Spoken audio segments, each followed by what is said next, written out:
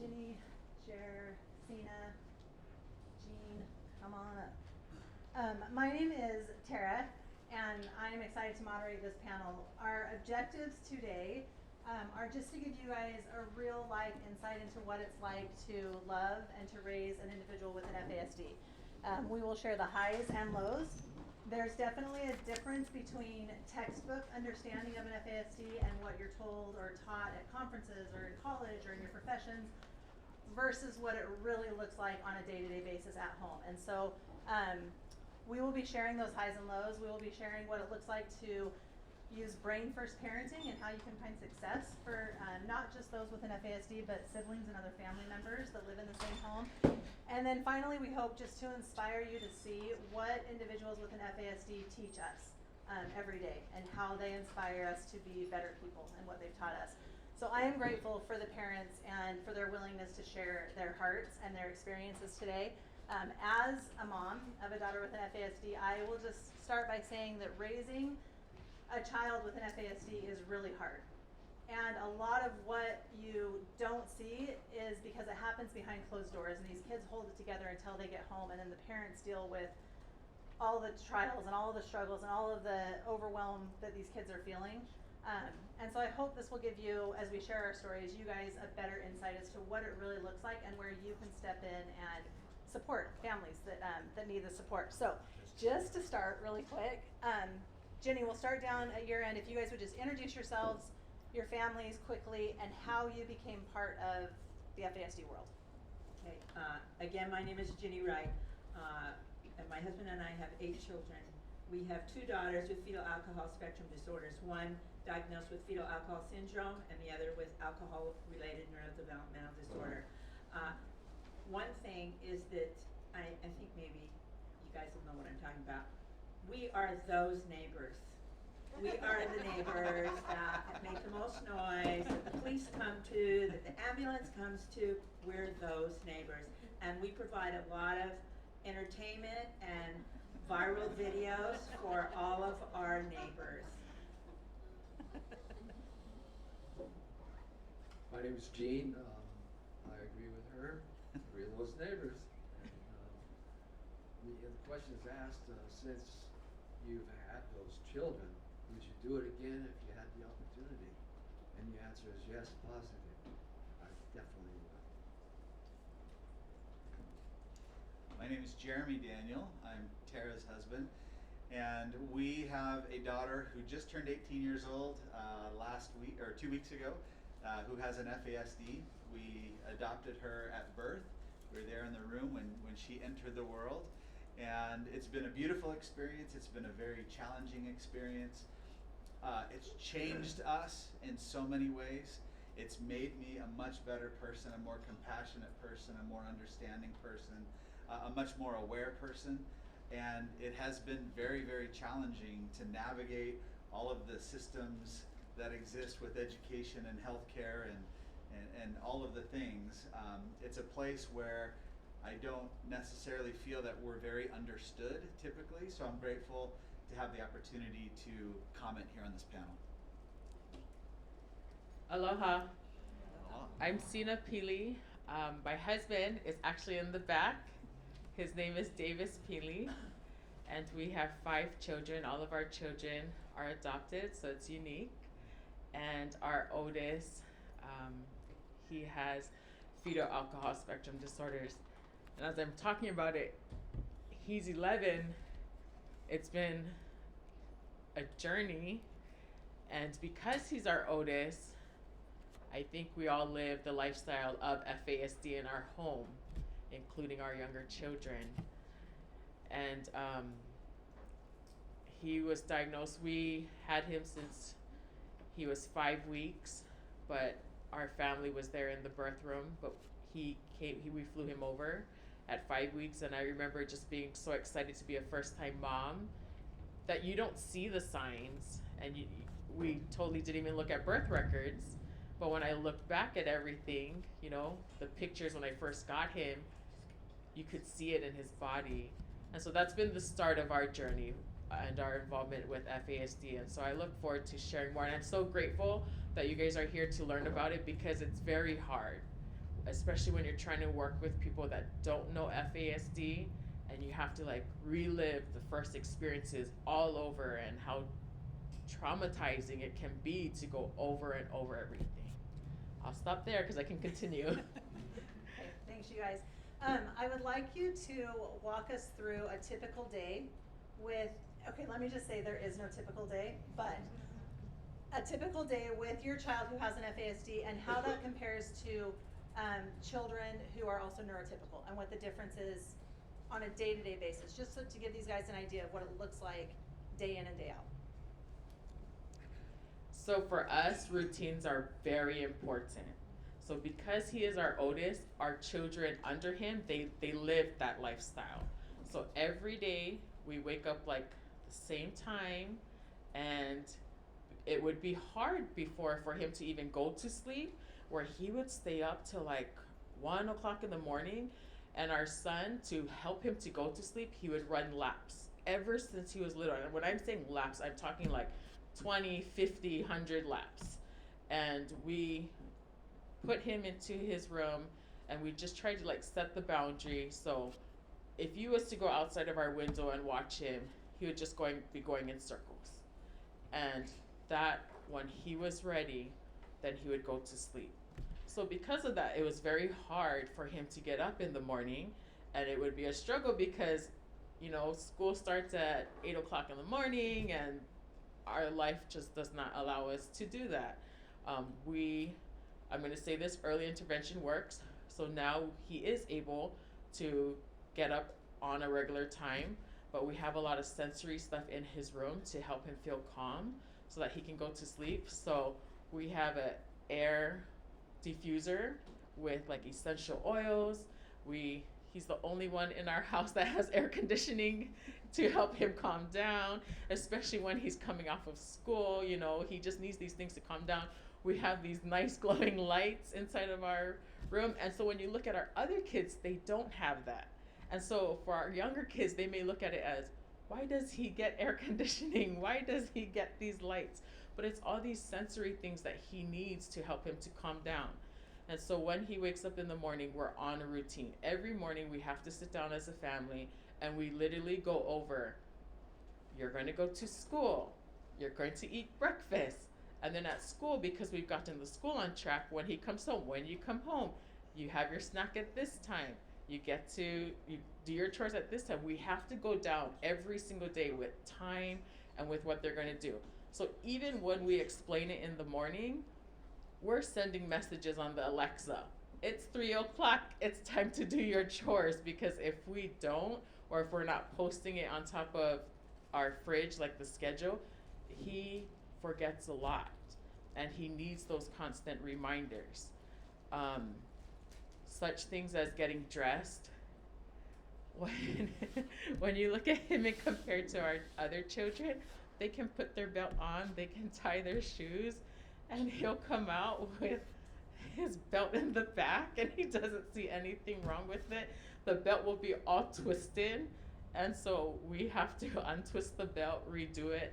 A button will be up here and button down here, and he doesn't see anything wrong with it. And at his age, you would just think this kid is being sloppy or being lazy, but his fine motor skills are very hard for him. And that's a struggle for us as parents, because if you don't understand that, you kind of look at him and think, oh, you're so kapulu, Hawaiian word, you know, you're so messy. When actually he really is struggling to put on his belt, and he's really struggling to put on his button. So till this day, to make it easier for him, we don't buy shoes that have shoelaces, because he struggles with trying to tie the shoes. And at 11, he can't tie his shoes in comparison to our younger kids who can. So getting himself dressed alone is different from our children. He has long hair, and we still make his hair, because if he walks out with his hair is just going to be, because he can't twist the rubber band and all that stuff. So we provide more detailed help for him, and we're always making sure that he's on a schedule, and those are things that are different from him than our children. Also, when it comes to like responsibilities, as our children are growing up, our kids look at it as, how come he has less, when we're doing more? And he's older, where you expect your oldest one to carry more responsibility. But that is the most that he can do. So like we have a yard and we break it into sections to clean, and he most likely most of the times will either have the smaller section, or he'll be paired with someone else to clean his section, and that's because it just takes him longer time to process things, and then even that he gets like too overwhelmed. Well, you'll see him just start walking around in our yard, and then we have to like redirect him, like, okay, you got to go back, there's still some more leaves and whatnot. So those are differences in that son and our other children. So I think Sina described it very, very well. I think that was fantastic, especially with all of the structures that need to be in place. That's definitely what our life looks like as well. Things are very, very, things have to happen at a certain time. If there's a change in the schedule, this is very, very stressful to our daughter. Could even put her into, a very undesired emotional state, or even a semi-violent state at times. So you have to definitely make sure that they know. Our daughter, when she was little, she would say, okay, what's next? We'd say, okay, what's next is we're gonna eat breakfast. Okay, what's next after that? Well, after that, we're gonna get dressed. Okay, what's next? What's next? What's next? What's next? All the way through the whole day, and this little 3-year-old was tracking all of this in her mind. And if what was next wasn't next, the whole day was gone. It was gone. So the structure is very, very important. For us, we have to make accommodations for our daughter. She cannot, she struggles with sleep, which is a very common thing with individuals with an FASD. And so getting to bed is hard. Getting up in the morning is really, really hard. So we have an IEP that allows her to actually start school at 10 a.m. instead of 8 a.m., which has been helpful for her. And again, things must be very, very structured at school and at home. When she comes home, she has somebody that she works with from 3 to 6:30. Is that? And then 3 to 6:30, and then 6:30 is dinner, and then she's usually she's very social, extremely, extremely social. In terms of cognitive delays and things like that, she has very significant delays, speech delays, OT delays, kind of a lot of things. But in terms of social, she's really, really pretty advanced, actually, of all of our children. So it's a blessing and a curse, because on one hand, she wants to make all of these connections, and she wants to do the things that all of her friends are doing. But on the other hand, she is aware that she is different, and that she does not get invited to things. And that is heartbreaking as a parent. As we have worked with our wonderful community, and seen as part of that community, the Wrights are part of that community, kind of a little bit further away, but we live up on the North Shore. More people are aware, and it is, when somebody goes out of their way, a teacher, a medical professional, we had, she can't do injections. They're really difficult for her. So when it's time for meaning we don't do drugs, not immunizations. Yeah. So at 8 o'clock, for immunizations and things like that, if she goes into the doctor's office and needs an immunization, after the injection, she usually has a seizure. And so it's because she gets so stressed. She gets so stressed about that. So we've actually had doctors and nurses who are willing to come to our home after work, talk to her, have her hold ice in one hand, so that was kind of a distraction, be there in a very caring and loving way, and administer the immunization, and kind of take her through the recovery process, as she breaks into a cold sweat and all of those things. So we are so grateful for folks like you who are interested in understanding something that is very hard to understand. And I think that will become more apparent as we go through the day today. As you see somebody who looks very typical, who maybe even, unlike our daughter, maybe communicates, doesn't have speech delays, just appears to be a very typical person, but they're not. There's organic brain damage that you cannot see. That's why they call it the invisible disability. And they need people like you in various areas of life who are willing to think differently, and who are willing to make a special accommodation, and who are willing to help educate other people to have a little bit more patience, and maybe help people connect the dots that they don't see. We need you. We need you because it is very lonely, and it is very difficult. And if you've seen some of the things that went down in our house in the past, you would think, oh my gosh, what's wrong with this family?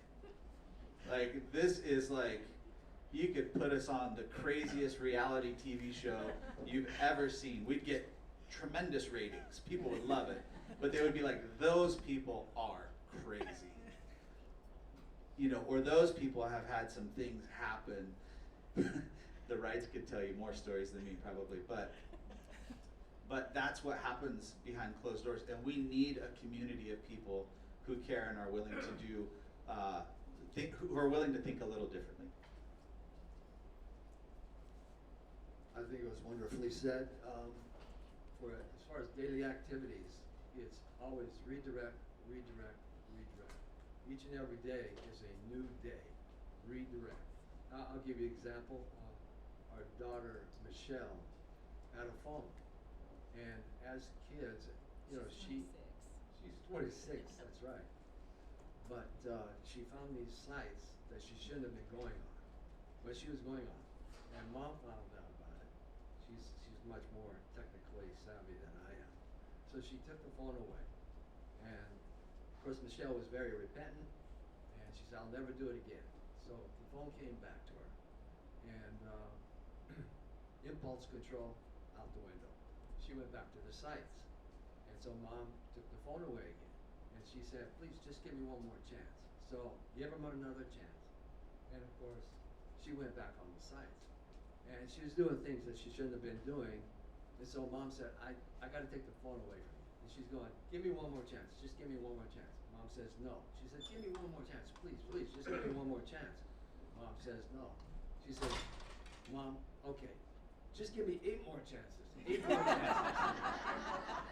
Linear thought is not part of the process, but they are wonderful children, and every day is a new experience. So the site she was going on is Plenty of Fish, and which she called POF, so she was very familiar with it. And since I got here this morning, she's already texted me 3 times saying, when can I get my phone back? And she hasn't had her phone back for a long time. But back to the daily stuff, you know, we have 2 daughters. Michelle is 26, and we have another daughter who's 23. And we adopted both of them when they were 2 and 3 years old. They're not biological sisters. And both of them have intellectual disabilities as well as some other kinds of issues. But so different, so very different. While Michelle needs that schedule, she always takes a shower at 9 o'clock, not 8:30, 9 o'clock. If she's someplace, she has to be back by 9 o'clock so she can take her shower.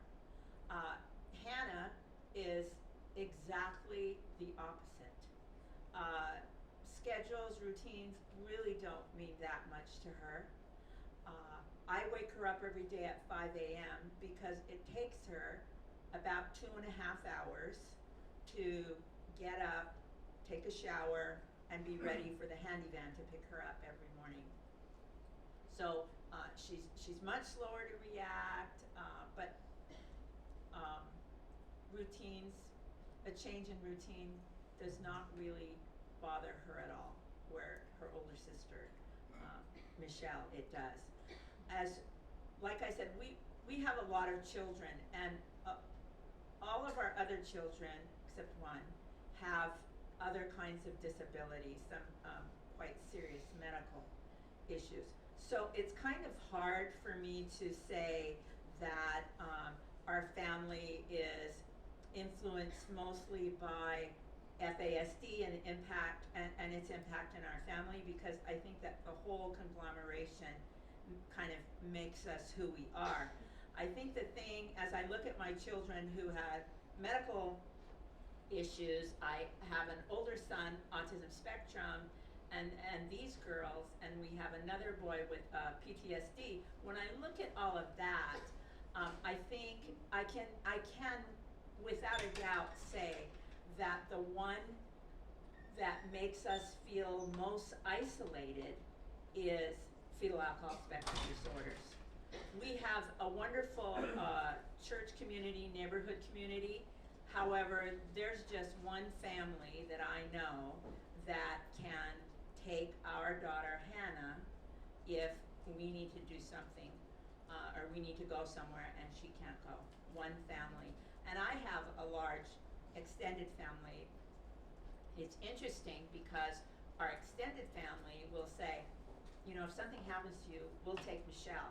But nobody has said, we'll take Hannah, because Hannah is much more difficult. And yet, if Hannah and Michelle were to walk in the room, you would think Hannah was just like the average kid on the block. Whereas Michelle, as soon as you saw her, you would realize that there's something different about her. So, so it's interesting. Both of them with fetal alcohol spectrum disorders, but the way we have to work with and live with each of them is different. Thank you. I think those answers were fantastic. I think it gave you an insight into just some of the daily struggles.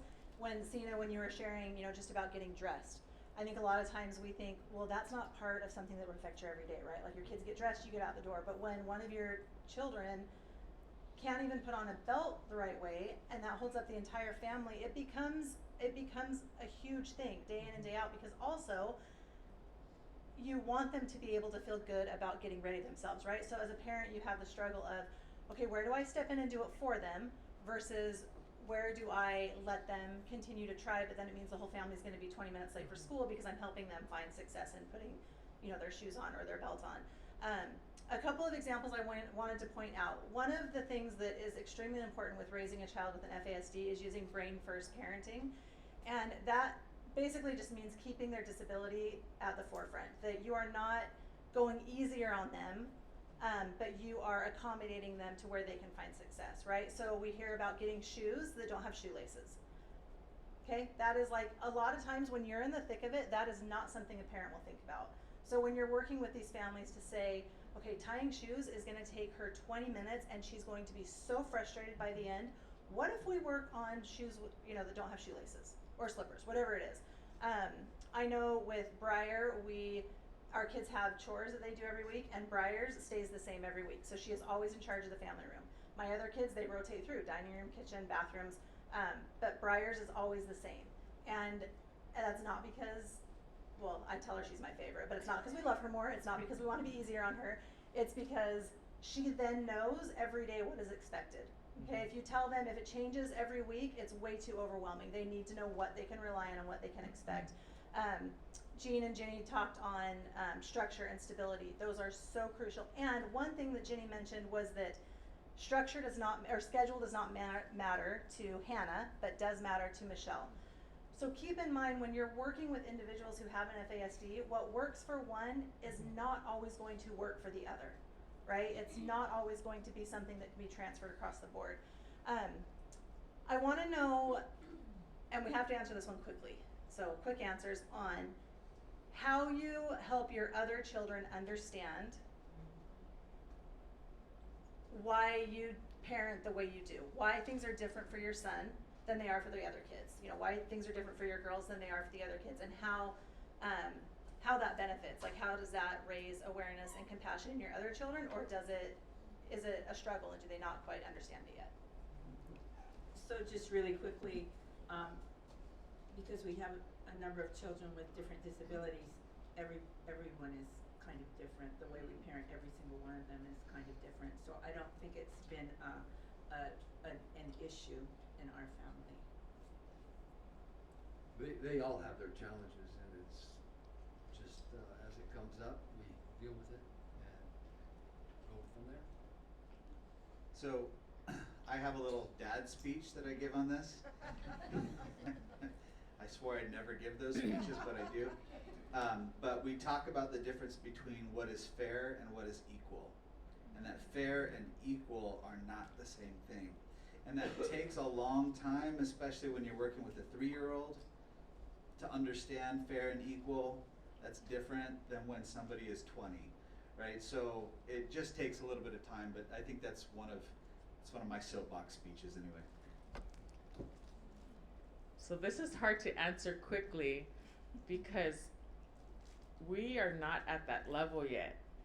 Because our children are all adopted, just talking about adoption is difficult because they have the questions of why, who, and then on top of it, to know the history of my son diagnosed with FASD and how it led to adoption, that's even more difficult to share. Your mom was stressed and drinking alcohol during pregnancy, and we're still trying to find the safe time and place to share that with our son. But because he has his difficulties, our other children who are not diagnosed, they're seeing it. And as parents, these are the decisions that we are faced with of when do we tell our child, how much do we tell our child to accept, It's such a hard diagnosis because when you hear it was a choice, then you hear alcohol, and we're raised in a predominantly Christian community, there's stigmas that come with it, and we feel like we have to protect our son and we have to balance things out. Like how much information do we want to share with people, because what if it does more damage than it actually does help to our son? If people who don't drink alcohol hear, oh, our son is diagnosed with fetal alcohol spectrum disorder, are they going to want their kids playing with our son? And there's going to come is he at more risk of becoming an addict? So we haven't, as parents, gotten there yet, so I don't know how to answer it other than it's hard. And our children who are younger, they are learning on their own that our son has different abilities, and that's why they pick up more. It's very tricky, and I think it's very individual and specific to every family on how you share and who you feel comfortable sharing with. I remember one time we were somewhere and we shared that Briar had an FASD or fetal alcohol spectrum disorder, and someone said, oh, so you're not her mom. And I was like, oh no, I'm her mom. And then they kind of looked at me like they didn't know where to go with that. Like, what did that mean? Was I the one that caused this? Was I not? And I just want to speak to the fact that, like Sina said, as a parent, and for those of you that are parents, your child will always come first, and you will always protect your child. My experience, and Jeremy and I are on the same page of this, that also includes our birth moms. So Briar's birth mom drank during pregnancy, and I feel very protective of her too, because of the gift that she gave us and because of the love that she had for Briar. I also know that had she known the damage that was being caused because of the alcohol, that she would not have continued drinking alcohol. And I know that because at her first visit, the doctor asked if she smoked, because the doctor could smell smoke. And she said yes, and the doctor said, you cannot smoke while you're pregnant. It's not healthy for your baby. So she quit smoking cold turkey. Within 20 to 30 minutes after she gave birth, she was asking to go outside to have a cigarette again. I know if that same doctor had asked about drinking, she would have also quit doing that. So this is a very, for me, it's a very sacred experience, my children and their birth moms and what we're willing to share. And there is that line of, are you going to share it and somebody's going to use that to share with everybody else along, you know, the Coconut Wireless, and are they going to talk about it at school, and are they not going to want their kids to play? I will say that in our experience, 99% of the time, when we are willing to be open and share our experience, we find more compassion and understanding. And of course, it's not perfect. There are going to be those that don't get it. But I feel like our community has stepped up in ways I never could have imagined otherwise, because we've been willing to share our story and because they know Briar. It doesn't matter, wherever we go, we're pretty hands-on parenting, or hands-on parents, and we will go to the local grocery store. You guys, we live in Kahuku, it's a small town. Everyone knows Briar. Hi Briar, hey Briar, Briar, how you doing? Briar, hi. Half the time I have no clue who these people are. And I'm like, how do you know them? Briar, how do you know these people? And but I think when we're willing to share our stories, it allows other people to also grow and learn from that.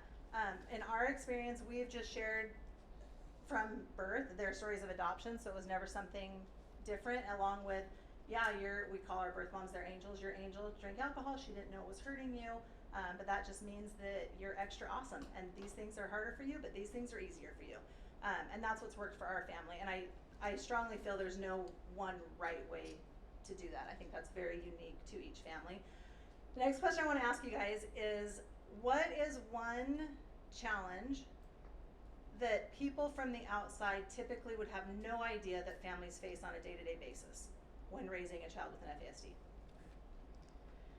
The effort that we put in to parenting our children, their best may look like there was no effort put into it.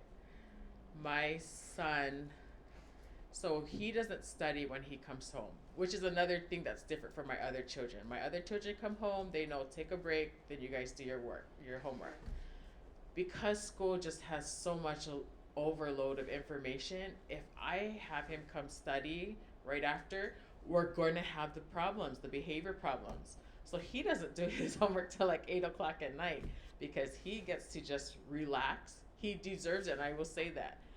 With his life, he earns, you know, being in school for 6 hours. That when he comes home, he relaxes and does his other necessary things, but we don't study until it can just be us and him, one-to-one attention.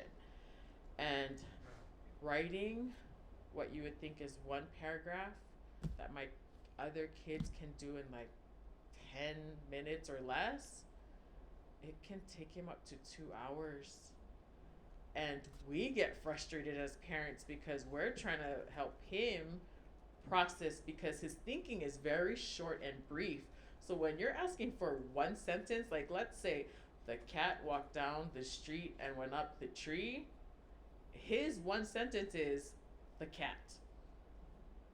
And when you're asking him to write a paragraph, we are trying to like, son, like, think a little, what color is the cat, you know, just to make our sentences longer. And so when we turn in homework, and it sucks, because I've had so many teachers, his grades are always junk.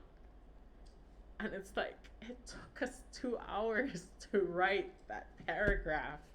He's in 6th grade now, and he's expected to write 5 paragraphs, and it takes us forever.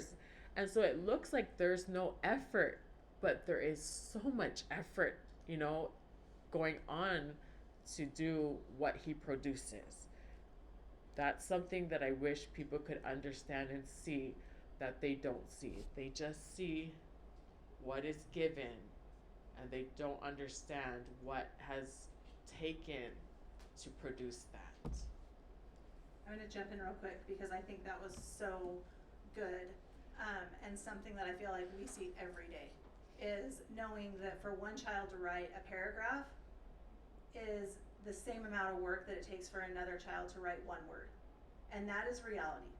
And that is what these kids face every single day. So when they're in the classroom and the teacher's saying, I need you to copy these 10 words off the board, and they're walking around and your child or the child with an FASD has written 2 words, and the teacher is saying, why aren't you paying attention? Like, you're not working hard, you're being lazy.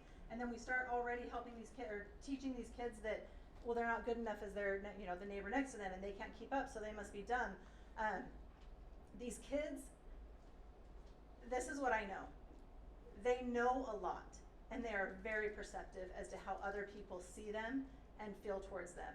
So just because they can't produce what a typical neurotypical child is producing does not mean they are not fully aware of what they struggle with. And this is personal right now because yesterday Briar had her triennial evaluation, right? So in school every 3 years they do the big evaluation of their like IQ, OT, fine motor skills, everything, whatever. And we wanted to have it done before she graduates this year so that if she ever chooses to attend like an adaptive needs college program, we have like the latest data. So she went to school and had this assessment, and I was so nervous all day because I thought, oh, okay, I just hope whoever did the assessment was like fun and playful and happy, because I know that in the past she's hated these. And she came home from school and was very, very upset and was crying and was throwing things and just wanted to be in her room. And after some conversation, and after Jeremy and I were like reading through the lines, we understood she had had this assessment, and it was very clear to her that she was feeling dumb and that she was feeling very different because she knew that her other friends at school weren't doing this assessment, right? They weren't being asked these questions. They weren't being asked to do certain things that she sees kindergartners and first graders do. I text her teacher and I said, hey, I just need to know, was this assessment done or are we not completely through it? Because this was not a good experience. I need to know where we're at with it. And he said, oh, I talked to her right afterwards and she was happy and she seemed okay. She just said she was tired. And that is very typical for kids with FASD. They will hold it together at school. They will give you an excuse as to why they're not measuring up or why they're not acting like themselves. And then they come home and they lose it where they feel safe. But I think what Sina said as recognizing the effort that it takes for these kids to do some of the simplest tasks, that is huge in your professions. Maybe when you think, well, that's not a big deal, I'm not asking them to do something that hard. Well, really for them, it really could be that hard. Okay, Jared. Yeah, so I guess there's nothing that's not a big deal. Please understand that. There's nothing that's not a big deal. So easy things, right? Like you're in a classroom. Oh, hey, you know what, Brian? We're gonna need this chair today. Can you sit at this table? Oh my gosh, that's a big deal, right? That's a big, big deal. Eliminating distractions is very, very, very helpful. I appreciated the Ole this morning because of that, actually, kind of eliminating distractions. I remember walking into the classroom when Briar was in 3rd grade and thinking like, this is the busiest fun. It was a fun classroom, but you know, there's little spinning things over here, and there's a whole colorful thing over here, and there's like this thing that makes noises in the back, and it's like, and she's sitting at her desk, and they're talking about the solar system, and I looked at her face, and I could just tell in her eyes, she was completely lost. She had no idea. And sometimes it's the clock. It's the clock on the wall. Tick, tick, tick, tick. And you're talking to her, hey Briar, how was school today? And she hears this. How was school today? Right? This was so what did you do today? What did you work on? What was that like? Like tell me about like friends, and did anything happen with you today? And then the brother comes running in the door, and the dog, you know, it's just like nothing is not a big deal. The other thing that I would share is that this isn't going away. So it's very common for people to think, oh, if you get a whole bunch of therapy and you get a whole bunch of training and you get education and whatever, like you can almost like you can outgrow this. You're never going to outgrow this, right? And so, but even things like at school, the Wrights talked about this a little bit earlier, where every day is a different day, right? There are things that we have in place to keep our daughter safe, like she always has to have an adult supervision. Like she has to have adult supervision at all times.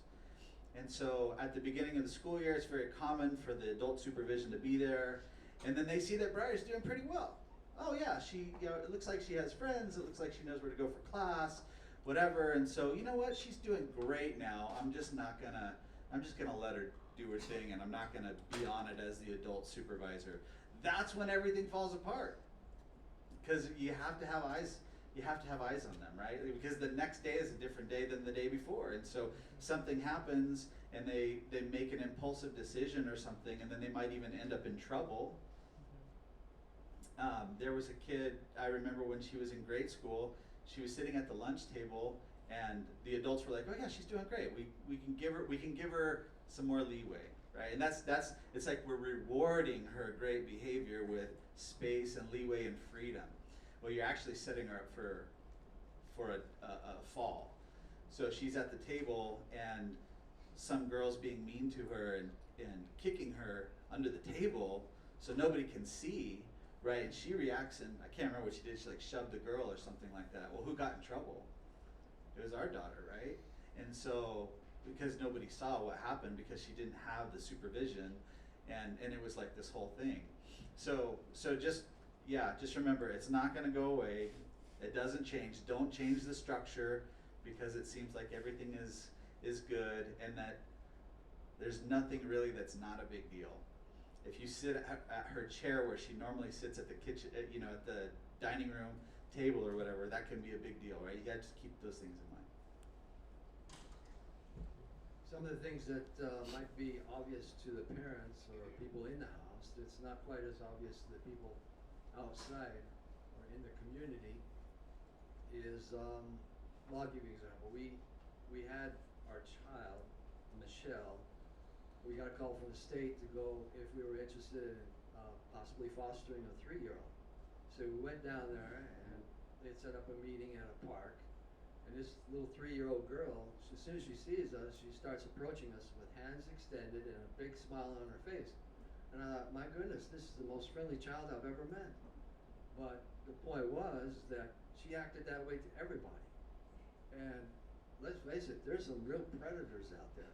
And when you're dealing with a child with FASD, it's invisible, but there's a big S for sucker written on their forehead. And these people will take advantage. And so, like Jeremy says, our children, we always have to have supervision there. There always has to be somebody with them when they leave the house. And of course, for Hannah, even in the house, there's got to be somebody there.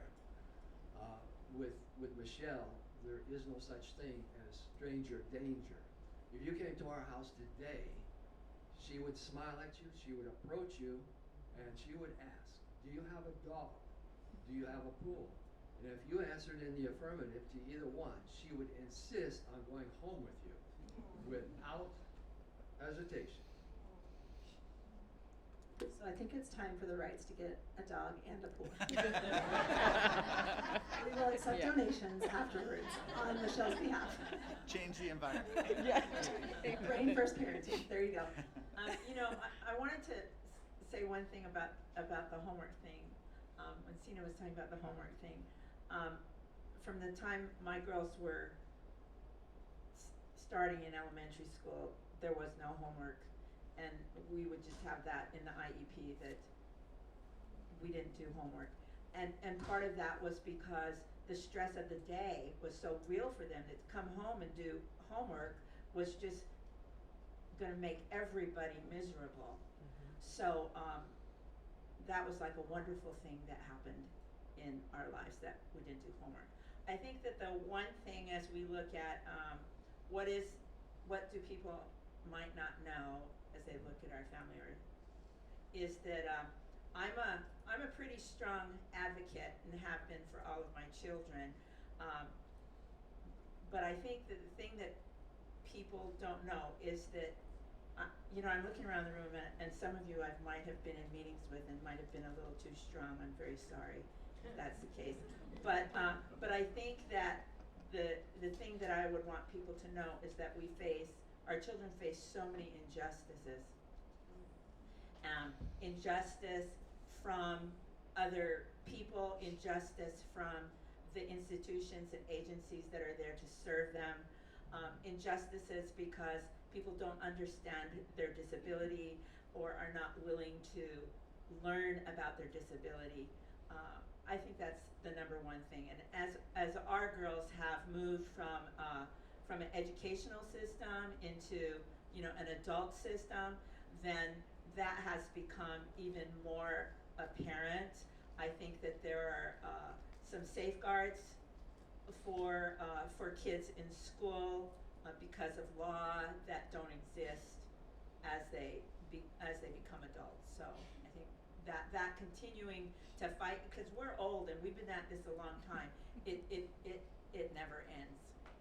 I think that's one of the hardest parts, is it never ends, right? You're constantly advocating and constantly fighting for your child to get the same rights that typical kids don't have to think twice about asking for and getting. Can I make a brief comment on that? If it's brief. Okay, real brief. Our entire world, our entire society operates on cause and effect thinking.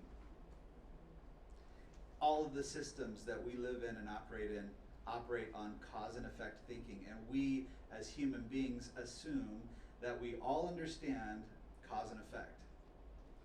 People with an FASD, this is their number one struggle. They do not understand cause and effect. So if the entire system is built on cause and effect, and you have somebody that does not understand cause and effect, you get situations exactly like Jenny is describing, where it is, there is no justice, there's no way for them to navigate, and they need a lot of external support.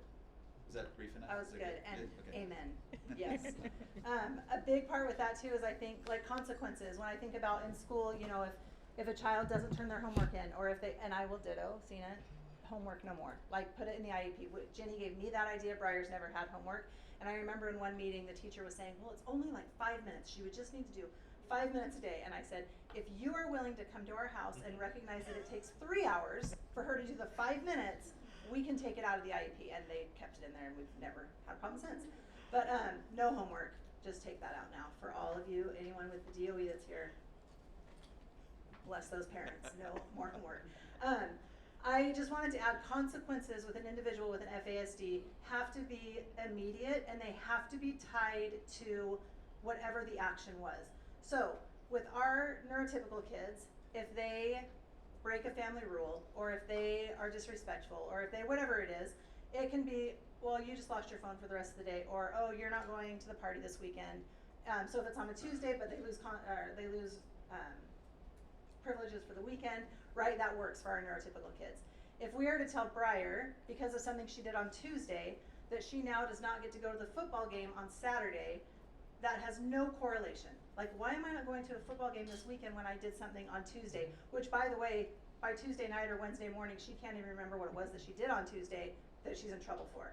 So for an example, if she does something, she's not allowed to text without asking first, right? So if I see that she's texting someone without asking, she loses her phone for 10 minutes immediately. Has to happen right there, and it's the phone because that's what it happened on.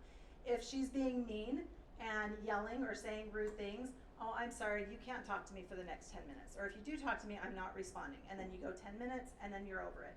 And that is one of the biggest keys of working with an individual with an FASD, is you cannot, and this is really hard, but you can't get emotionally involved with the consequences and with their behaviors, because they're not personal, right? You've heard so many examples today of how hard it is for these kids on an everyday basis. I remember once there was a young adult at one of our conferences, and she said, she had an FASD, and she said, the best way I can describe it is it's like waking up in a different country every day. So sometimes I wake up and I'm in America, and I know the language, and I know what side of the road to drive on, and I know how to use my money at the grocery store, and I even can guess where things are going to be laid out in a grocery store. But sometimes I wake up and I'm in Spain, and I have no idea what people are saying to me, and I can't remember what the value of this dollar is, and I don't know how to get to the grocery store or what they carry. And then sometimes I wake up and I'm in France, right? And it's totally different. And then sometimes I wake up and I'm back in America, and I know exactly what's expected and how to act and what to do. But can you imagine how hard that is for these kids or these adults every day to wake up and have to try and find success in a world that is really built against them and doesn't give them that pathway? And that's why You being here is so important because it helps create those successful highways for them of where they can find ways to find success. My last question for you guys, I want to know, and I'll ask Ginny for you to take Hannah, and Jean, you to take Michelle. I want to know what one of their greatest strengths is, and what have they taught you?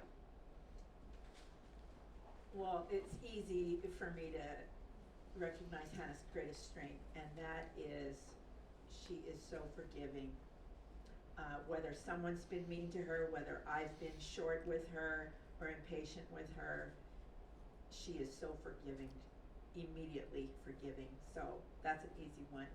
I think that one of her real strengths is, well, sometimes you think she's not paying attention, but she's always paying attention.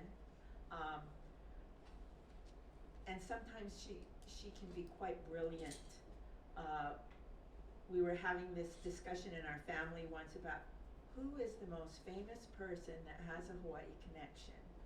And some of us are saying, oh, Bruno Mars, and some people were saying, oh, The Rock, and we're going back and forth, and she's sitting there, and we think, she's not paying attention all of a sudden, and then we're all going into this, and then all of a sudden she goes, I think it's Barack Obama. And we all looked at her and go, you're absolutely right.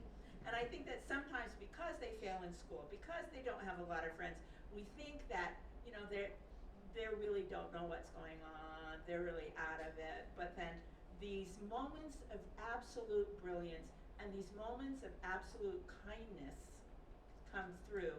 And it's times like that when you really, really know as a parent that I'm really blessed to have this child. On Michelle's side,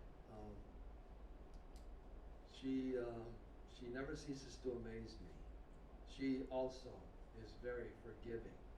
You'll discipline them one day, and the next day, for me, if my father disciplined me, then the next day I'm going to avoid him. But for Michelle and children with FASD, from my experience, they'll wake up the next morning, hi, Daddy. And it's like it never happened. And for them, it probably never did. For children with FASD, it's been my experience. They will not get invited from kindergarten to graduation from high school to a classmate's birthday party. Nor will they get invited to sleep overnight at a friend's house. So Michelle is about the friendliest person I know. Like I said, she has no stranger danger. And she met this one gal by the name of Elizabeth, who also FASD. And they became really, really good friends. I was really grateful for that Michelle finally has a friend. And Elizabeth was higher functioning. So she knew the bus routes. So it opened a whole new world for Michelle. They'd get on the bus and they'd go everywhere. One day they came back and they had a picture. Was it Marla? No, it was the mayor. They had a picture of the mayor, and each girl was on one side of him. And I said, well, how did you do that? So we saw him and we just asked if we could take a picture. But I really appreciate that about Michelle, is that she is really forthcoming as far as meeting new people. She's a good girl. Wait, I have to say something. So I'll be quick. Elizabeth with fetal alcohol spectrum disorder. One of the things is unknown to her family. She went out and she signed up to be an organ donor. And then a year ago, and she came home and she told her family, I signed up to be an organ donor. See, look, and showed on her ID that she was an organ donor, and she was so proud of that. And a year ago, Elizabeth passed away suddenly, and her family donated her kidney to my husband.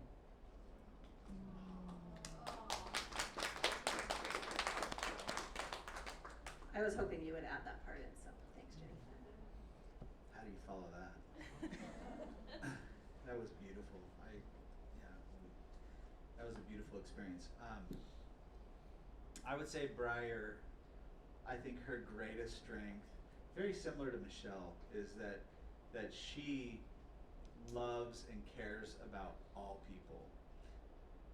And she will lift people. She goes out of her way to lift other people, which has been a huge example to me in my life. If she senses that anybody is a little bit off or having a hard day, she will go out of her way to lift that person up. And I think that's why everybody knows her. You know, I think she just puts her heart out there completely. You know, she does things like we have an activity group called Hawai'i that's for kids with extra awesomeness that we run up on the North Shore. And every year we do a clinic with the football team. And the first year we did the clinic with the high school football team, Briar made bracelets. She made little rubber band bracelets for all the players, like all of them, like 60 plus of these. I mean, it took her weeks and weeks and weeks to make these, but she's always looking for ways to like lift people, show them that she cares, and she's a very, very loving person for sure. I'm really happy Tara brought this question because you hear all of the challenges, and a lot of times when you work with service providers, all you hear is the deficits. And it has been so common for a lot of my son's school year that I'll just hear everything that he hasn't achieved or everything that he doesn't. And I'm like, can you tell me one good thing about my son? You know, I'm tired of hearing everything that I already know. And so I am going to take this time to share, you know, the good things. And I hope this will encourage service providers that while you're providing services to help them fill in their needs, to also look at their strengths and to utilize them and make them aware of it, because it can have a big impact on their confidence. You know, they're already surrounded with people in the school, they're removed, taken to another class for special education. I remember my son asking me, Mom, why do I have to go to the other class? And that was a huge explanation that affected him. And so please look at their strengths, make them aware of their strengths, and tell them and recognize it. Don't just, you know, what they need help on. So our son, because he has a lot of energy, we've tailored it into sports. Now, he has a difficult time with his hands. So like catching the ball, dribbling the basketball, it's kind of funny when we watch it. But my husband has been involved with his sports ever since he's been young, that we've utilized like his uncoordination actually to his benefit in sports. And the coaches that do know how my son functions, they know how to utilize him too. So so he likes soccer better than basketball because he's better with his feet. So his hands are harder, so he loves playing soccer better. He can run. Now, when you look at the soccer field, there are so many different people, and he's played on the last 3 years on the select team, but his coaches are smart because they know how he functions. My son is confused. He's good at defense because he will create confusion on the field. No, I'm being very serious. So the coaches are like, they don't just say, his name's Enosa, they don't just say, you know, Enosa, do this. They let him go as long as he's not on, what is it, like offense offside, and he just runs all over. The other team is so confused that they're trying to figure out their own plays. And so his teammates know that's how Enosa is, and then when they have the ball, the teammates are taking it down.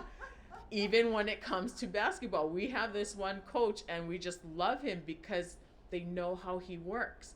So when it comes to defense, he's all over with basketball, putting his hands up, everything. He's confusing them.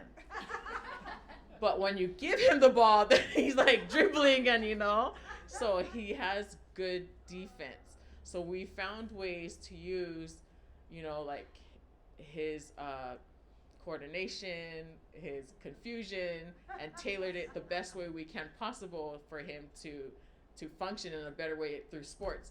Even with football, my husband has to stay on the sideline, and he works with the coaches. But like if you tell him run this way, then this way, then that, you know, it's so confusing.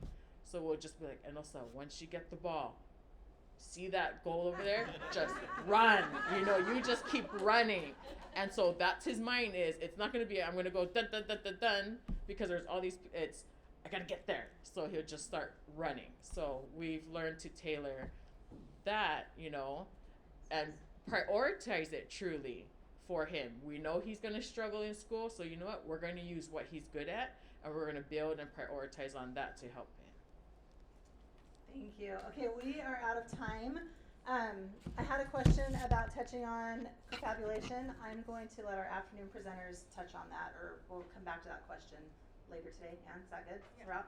And I'll just, and I will say, being Briar's mom, Jean mentioned this earlier. I've been asked a few times, like, well, if you had known that this is what she was going to struggle with, would you still have adopted her? And 100,000 times, yes.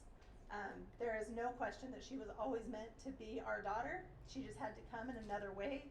And she has taught us far more than we will ever teach her in this life.